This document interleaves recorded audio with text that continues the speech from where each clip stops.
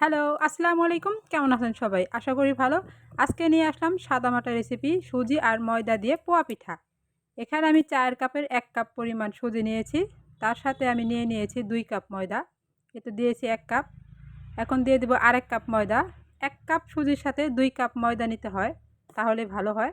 এখন আমি দিয়ে দিব স্বাদ মতো লবণ।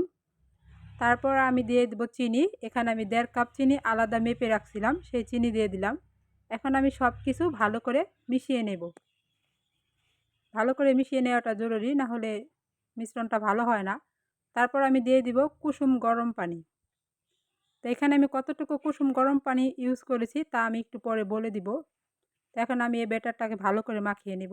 আসলে ব্যাটারটা মাখার উপরে নির্ভর করে ফুলকো পিঠা। তো ব্যাটার যত বেশি মাখাবেন তত সুন্দর পিঠা ফুলবে।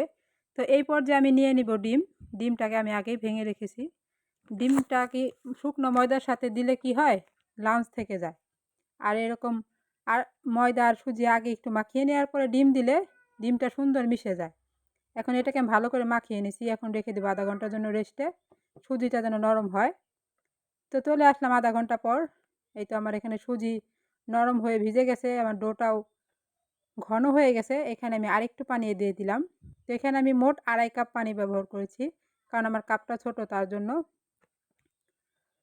এখন আমি একটা হ্যান্ড উইচের মাধ্যমে ভালো করে ফেটিয়ে নেব। তো যত বেশি ফাটাবেন পিঠা তত বেশি ফুলকো হবে। আর এখানে আমি কড়াই আর চামচ আগে থেকে গরমে রাখছিলাম। এরকম গোল চামচে পিঠা বানালে কি হয়, এক সাইজের পিঠা হয়, সুন্দর হয়।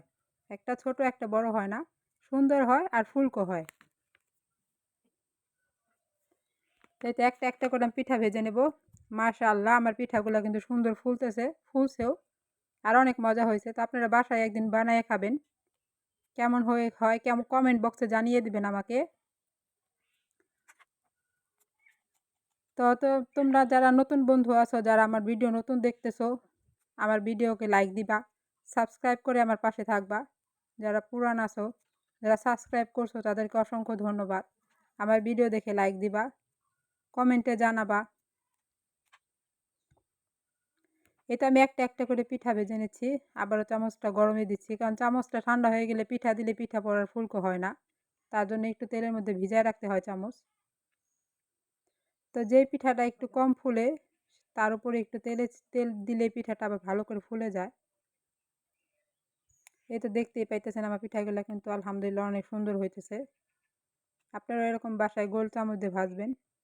তো পিঠা এত পরিমাণ ফুলছে যে উল্টাইতে চাইলে উল্টাইতেছে না। তো আমার পিঠা কেমন হয়েছে কমেন্ট বক্সে জানাই দিন।